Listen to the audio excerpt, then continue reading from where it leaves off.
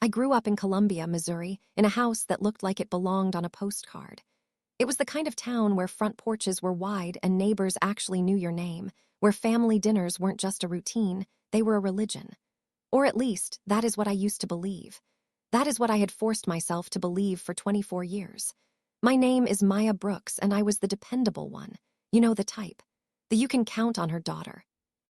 The one who stays late to clean up after the holiday meal, while everyone else retires to the living room to watch football. I worked as an accounting clerk at a small, locally owned firm, a job that was as beige and unremarkable as my personality was supposed to be. 8 hours a day of staring at spreadsheets, entering data, balancing ledgers, and then another 4 hours at home planning everyone else's happiness. My parents called it helping out. They called it being part of the team. I called it keeping the peace, a peace that was apparently entirely one-sided. 3 months ago, my little sister Addison turned 16. In our family, a sweet 16 wasn't just a birthday, it was a coronation. Addison was the golden child, the sun around which the rest of us planets were expected to orbit without complaint. She was pretty, popular, and effortlessly charming, everything I wasn't, or at least everything I felt I wasn't allowed to be. I told myself that planning this party was my chance to shine, my chance to make her feel special and maybe, just maybe, remind Mom and Dad that I mattered too, that I was useful, that I was loved. So I threw myself into the deep end. I didn't just plan a party, I orchestrated a logistical masterpiece. I booked a cozy, upscale restaurant by the river, one with exposed brick walls, twinkling string lights, and a soft jazz band that played until midnight.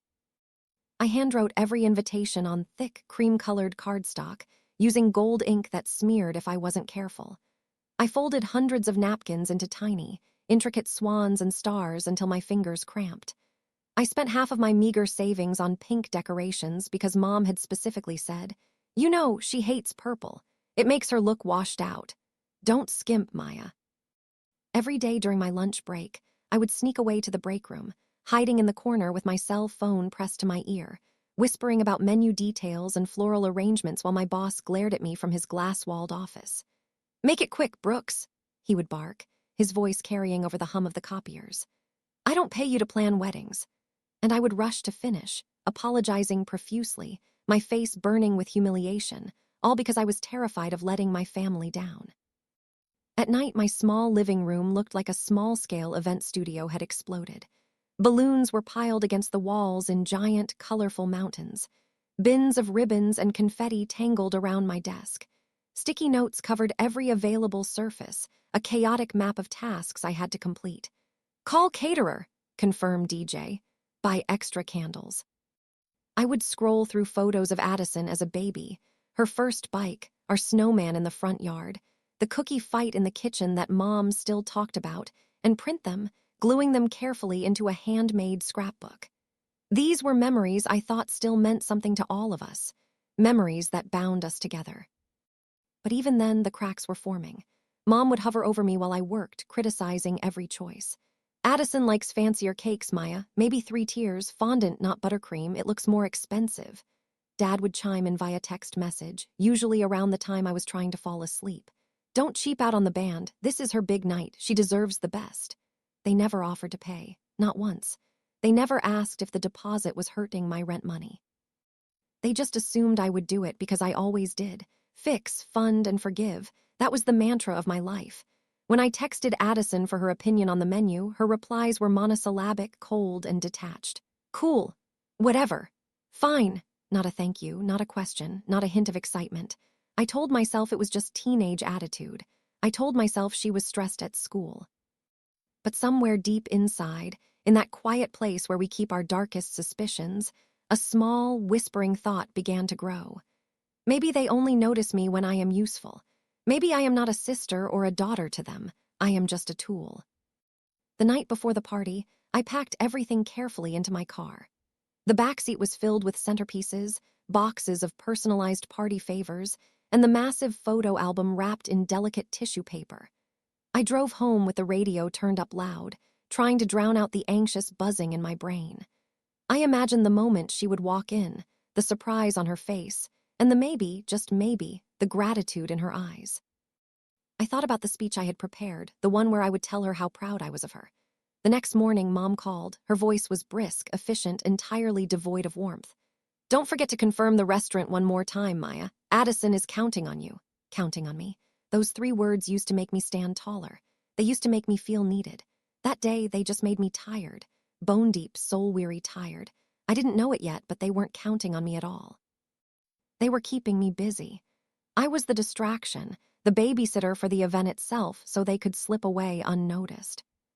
The week leading up to Addison's birthday felt like walking on broken glass. Every time I thought I had done enough, Mom found something new to fix, something new to spend my money on. "Change the flowers. Pink roses, not carnations. Carnations are cheap." Dad chimed in from the background, his voice a distant rumble. "Did you upgrade the champagne? We can't serve sparkling cider to teenagers, Maya.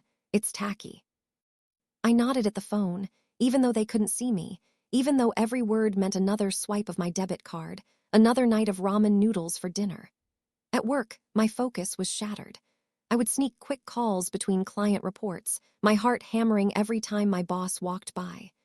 "Maybe plan your little party after hours, Maya," he said one afternoon, not even looking up from his computer screen. The humiliation stung, hot and sharp, but I smiled anyway, a tight, painful stretch of my lips. "Of course, sorry, sir," because that is who I was, the one who apologized for caring too much. That weekend, I drove across town to pick up the final decorations. My car smelled like artificial vanilla frosting and the dusty, chemical scent of latex balloons. I watched the familiar streets of Columbia roll by, trying to muster up some excitement.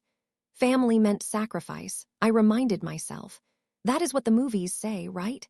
That is what the preacher says on Sunday. And I had always been the one to hold things together, the glue in the fragile vase of our family. When I got home, Addison was sprawled on the living room couch, her feet up on the coffee table, scrolling through her phone with a bored expression. "Hey," I said softly, trying to keep my voice light. "I'm almost done with your party plans. It looks really good." She didn't look up. Her eyes never left the glowing screen. "Cool," she said, just that one word. Cold. Detached. The kind of indifference that lands harder than an insult because it implies you aren't even worth the energy to hate. Mom was in the kitchen, flipping through glossy travel magazines, her nails tapping a rhythmic, impatient beat on the granite countertop. "Shouldn't you be helping me wrap presents?" I asked, trying to keep the edge out of my voice. She smiled, a thin, polite smile that never reached her eyes and didn't look up. "You're better at these things, honey. I trust you." Trust. That word twisted in my gut like a knife. It wasn't trust. It was delegation. They trusted me to handle the dirty work so they wouldn't have to lift a finger. Over dinner that night, the conversation swirled around me like a tornado I couldn't catch. They talked about flights, reservations, museums, and itineraries. My ears perked up. "Flights, museums. Are you guys planning a trip?" I asked, my fork pausing halfway to my mouth.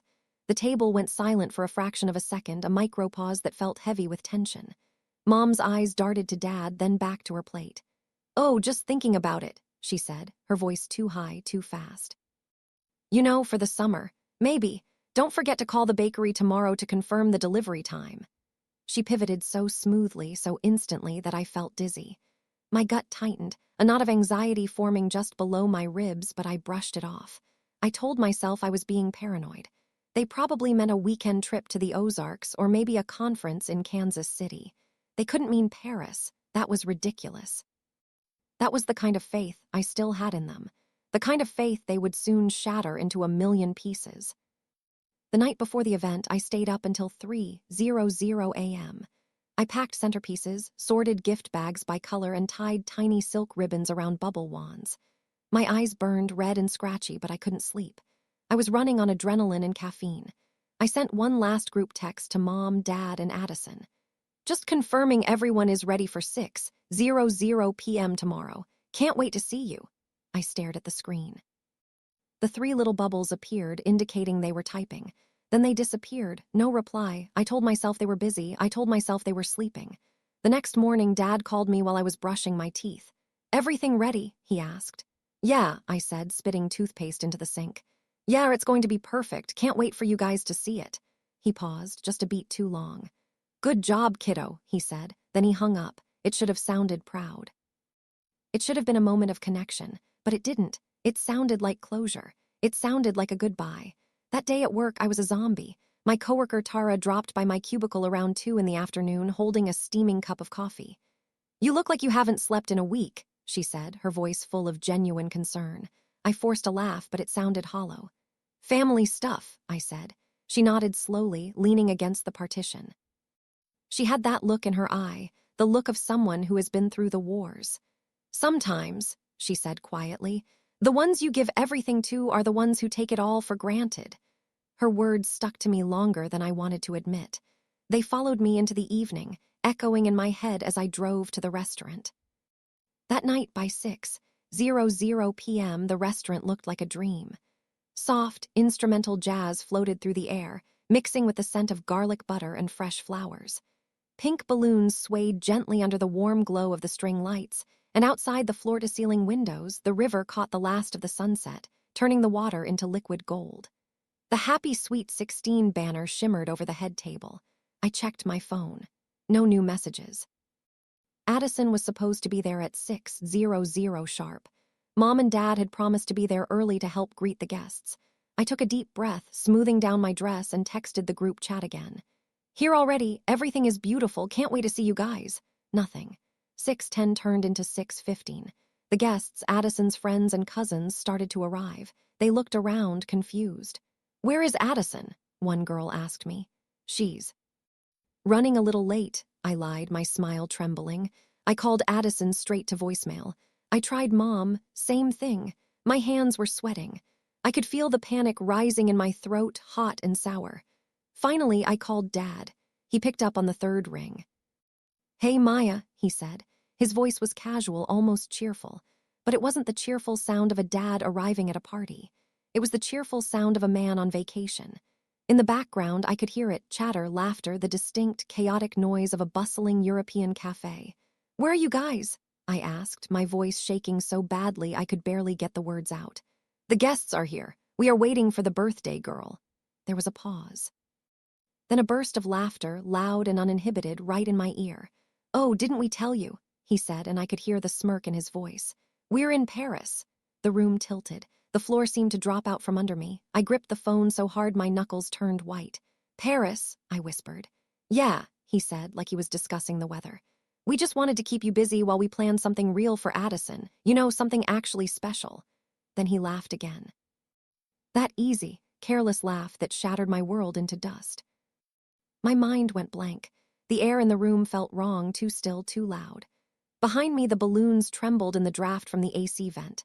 The cake I had spent hours designing, the cake that cost me $300, sat on the head table, waiting untouched, the frosting glistening under the warm lights. The band stopped playing. The server approached me, his face full of awkward pity. "Miss, should we bring out the appetizers?" he asked gently. I opened my mouth to say something. Anything. I wanted to scream. I wanted to cry. I wanted to curse him until my voice gave out, but nothing came out.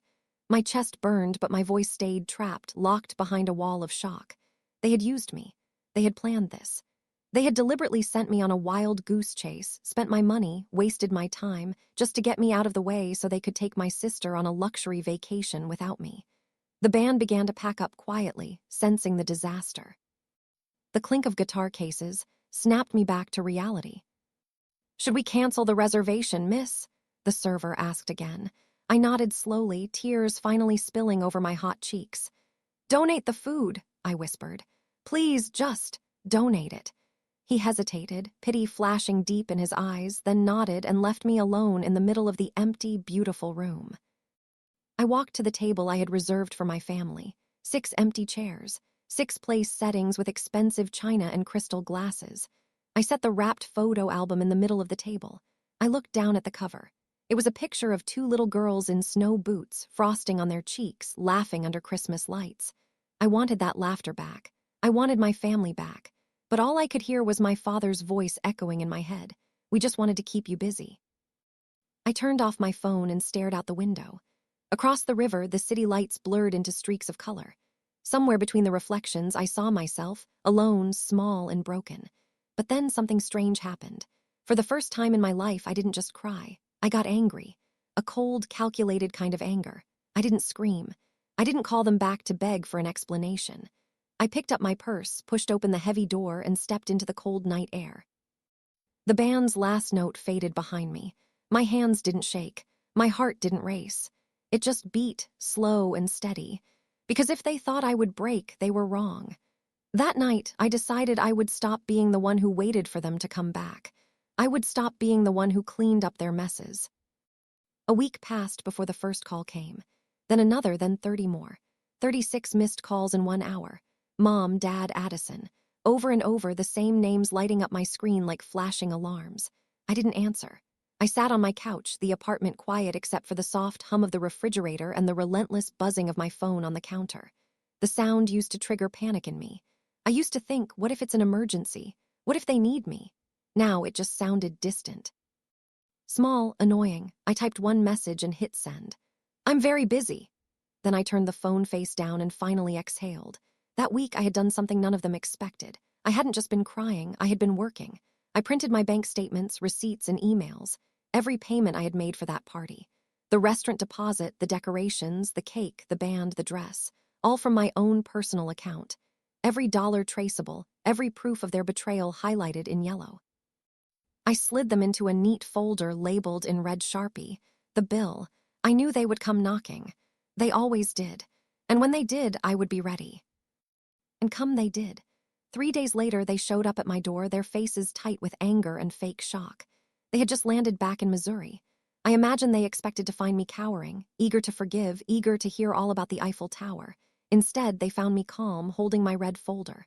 Mom's voice went sharp first, her tone hitting that familiar, shrill note. You have humiliated us, she hissed, stepping into my apartment without waiting for an invitation. The whole family is talking. Do you have any idea how hard it is to show our faces? Dad crossed his arms, puffing out his chest, trying to look authoritative. You think you can just walk away after what you did, after ruining Addison's birthday? What I did, I asked quietly. My voice was steady, it scared them. Addison stood behind them, arms crossed, staring at her phone, defiant. You made us look bad, she whined. Everyone knows about the party, my friends are laughing at me. They didn't realize how. They didn't realize that 2 days earlier, while they were sipping wine in a cafe, I had sent one simple email to every relative, every neighbor, and yes, even every one of Addison's friends. I attached photos of the empty restaurant, the untouched cake, the chairs set for people who never came. No captions, no rant, just the truth. The subject line read, the party I planned alone. By morning, the whispers had turned into a wildfire. My parents' perfect image, the devoted parents, the perfect family, was crumbling. Cousins messaged me in disbelief, asking if it was true. Neighbors stopped waving at them on morning walks. Addison's so-called best friends unfriended her, screenshots of the text messages she had sent from Paris spilling online. And me? I didn't gloat. I just worked. I drafted my resignation letter to the firm. 2 weeks' notice. No explanation. Then I opened an email from my best friend, Tara. The photography course I told you about still has a spot. You should take it. For the first time in my life, I didn't hesitate. I didn't say, I can't afford it, or I need to help my parents. I applied that night. While Mom and Dad were busy defending themselves to the rest of the family, I was buying a one-way ticket to Portland.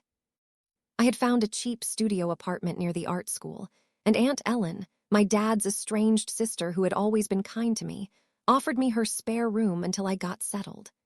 Every evening, I packed one more box, shedding one more memory I no longer needed. The walls of my apartment started to empty, but my chest felt lighter than it had in years. The day before my move, they came again. This time, there was no pretense of disappointment. There was only rage. Mom slammed a folder onto my table. You stole money from our savings, she accused, her face red. We checked the account. The money for the party was supposed to come from the family fund. I didn't flinch. I didn't even look up from the box I was tapping shut. I didn't touch the family fund, I said calmly. You know that. She lunged for me, but Dad held her back, his eyes wide. We are calling the police, he shouted. You are a thief, Maya. I opened my red folder and handed it to the officer standing behind them. I had called the non-emergency line 10 minutes before they arrived, anticipating exactly this. The officer, a young man with a tired face, scanned the papers, glanced up at me, then at them. All expenses came from her personal account, he said, his voice bored. Bank statements confirm it. There is no theft here. Dad's jaw twitched.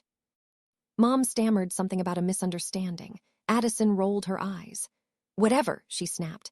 You're still dramatic. You're ruining our lives over one stupid party. I smiled faintly. Maybe, I said, but I'm also free. When they left, the silence in my apartment felt different this time. Not heavy, not lonely, just mine. That night, I packed my last box.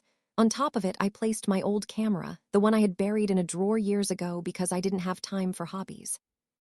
I wiped the dust off the lens, turned it toward the window, and snapped a photo of the city lights. The image came out blurry, imperfect, but real, just like me. By morning, my phone was buzzing again. Dozens of missed calls. I didn't check who. I didn't need to. I brewed coffee, watched the steam rise, and smiled. They were finally realizing that they couldn't reach me. Not because I was gone, but because I had stopped waiting for them to see me. The next time I heard that ringtone, it wouldn't make me flinch. It would remind me of how far I had come. By the time my flight confirmation hit my inbox, the storm had already started to hit them hard. Mom's book club stopped inviting her. Dad's coworkers whispered behind his back about the Paris trip. Addison's friends posted cryptic quotes about loyalty and lies on Instagram. Every notification, every call they sent my way was proof that the truth had finally done what I couldn't do for myself. It had set me free. They called again that morning, 12 times before breakfast. The phone buzzed across my counter, a steady, desperate rhythm. I poured my coffee and let it ring.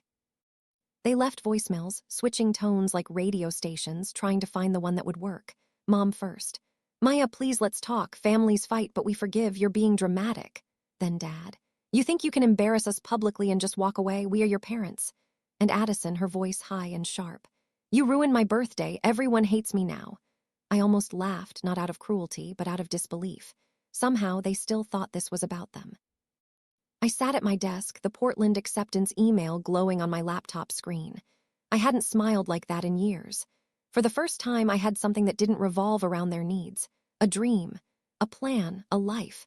I printed my travel details and pinned them above my desk. Flight, Columbia to Portland. Departure, 3 weeks. Then I started cleaning up the last of the decorations from the party.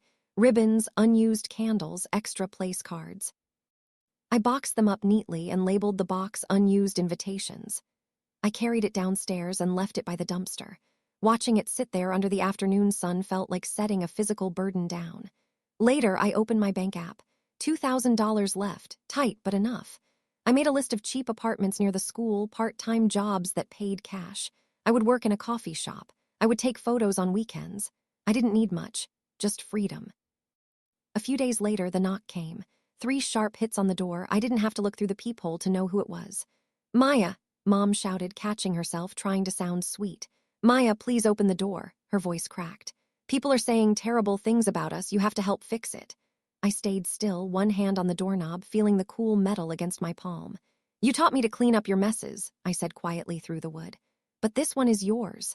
There was a pause. Then Dad's low growl. You owe us respect. No, I said, my voice firm. I owed you honesty, and you threw it away in Paris. For a moment, there was just silence, heavy, thick silence. Then their footsteps faded down the hall. I leaned against the door, my heart steady. The sound of them leaving didn't hurt. It sounded like space being made. Space I could finally fill with my own life. That night, I sat by the window, camera in hand. The city lights outside blurred through the glass. I snapped one photo. Just light and shadow. No faces. No family. No ghosts. It was the first picture in years that didn't belong to them. And as my phone buzzed again on the table, 36 missed calls and counting, I smiled and whispered to the empty room, I told you, I'm very busy. The morning I left Missouri, the sky was still gray with early morning fog hanging low over the suburbs like a blanket. My suitcase bumped quietly behind me as I walked through the terminal. For once, no one was texting me instructions. No one was asking for updates. There was just silence. The good kind. At the gate, I glanced at my phone one last time before boarding. One unread message from Mom. We need to talk. Please come home. We can fix this. I stared at it for a long moment, my thumb hovering over the screen. Then I typed back 3 words, I'm very busy. Then I switched the phone off for good.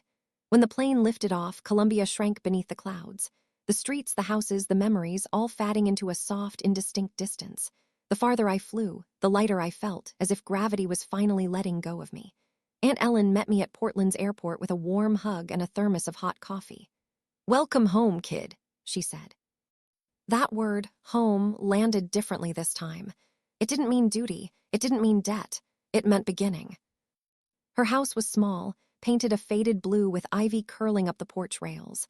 It smelled like old books and rain. That first night, I unpacked only one thing, my camera. It felt alive again in my hands, heavy and solid, as if it had been waiting for me to pick it up all these years. When classes started, I walked into the photography studio with nerves buzzing under my skin. I was the oldest student there. I felt out of place. But the moment I looked through the lens, seeing the way the light hit the model's face, seeing the interplay of color and motion, I felt steady. I felt whole. Every click of the shutter was like reclaiming a piece of myself I had forgotten, a piece I had sacrificed to keep the peace. Weeks turned into months. My parents stopped calling.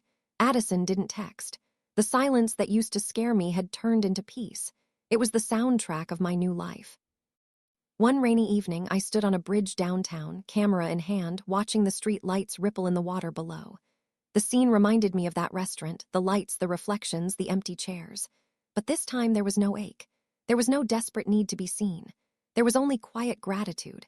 I took a photo of the water, the lights blurring into streaks of gold and red. It was beautiful. Sometimes people ask me what happened after that night. I tell them this. They went to Paris. They saw the Eiffel Tower. They ate croissants. But I found freedom. And every time I take a photo now, I think of those words that ended everything and began something better. I'm very busy. I am busy living. I am busy creating. I am busy being me. If you have ever had to walk away from people who took you for granted, who used you up until there was nothing left, tell me in the comments. What did you choose for yourself instead? And don't forget to subscribe for more stories like this one. Because sometimes, the best revenge is simply leaving them behind to live your best life.